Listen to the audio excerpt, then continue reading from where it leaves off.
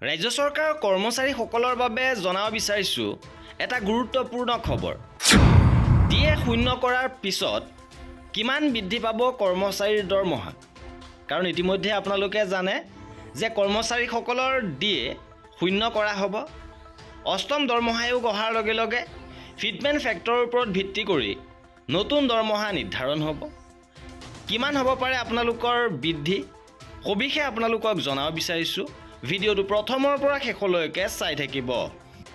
কৰ্মচাৰীসকলৰ অষ্টম দৰমহা আয়োগৰ দৰমহা বৃদ্ধিৰ ক্ষেত্ৰত ফিটমেণ্ট ফেক্টৰে গুৰুত্বপূৰ্ণ ভূমিকা পালন কৰিব। আৰু ফিটমেণ্ট ফেক্টৰ কিমান হ'ব পাৰে? ইতিমধ্যে বিশেষজ্ঞসকলে মত পোষণ কৰিছে যে ফিটমেণ্ট ফেক্টৰ ন্যূনতম 1.92ৰ পৰা 2.5লৈকে ফিটমেণ্ট ফেক্টৰ বৃদ্ধি হ'ব পাৰে।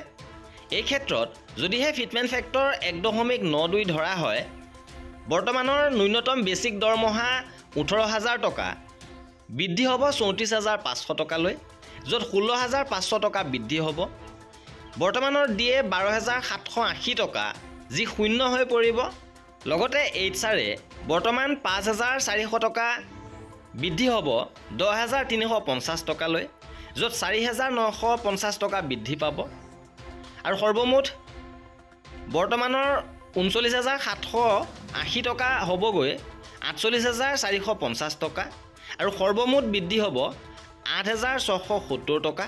অৰ্থাৎ ফিটমেণ্ট ফেক্টৰ 1.92 ধৰিলে ডিএ শূন্য কৰাৰ পাছত বৃদ্ধি হ'বগৈ 8,670 টকা।